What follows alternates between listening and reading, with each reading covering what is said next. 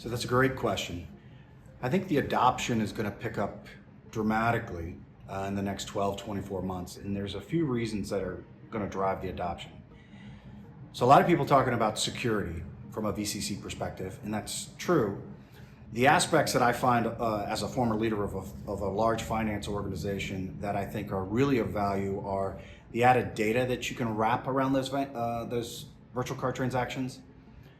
So in addition to the data that you can wrap, and you've already talked about security, it's the auto reconciliation, it's the auto application. So if you think about, oh, I've issued this virtual card for this purpose, which aligns to this ledger account. So I can actually do things that take some of the reconciliation, some of the manual work out of the process for my accounting team, so I can take work out for the accounting team and automate some of that work. So to me, it's more about the additional data, and I think as people find out that there's opportunities to gain efficiency, I think you'll see the adoption grow and grow and grow, right?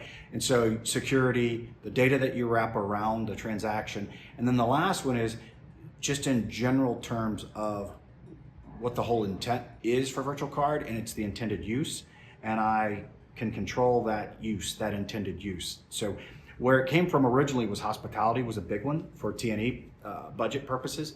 You could limit the spend, you knew who the vendor was. There was a lot of benefits to it. The last application that really hasn't picked up is cross-border payments, and then the application and how we can simplify the payments for international and cross-border payments. I think VCC will play a part there as well.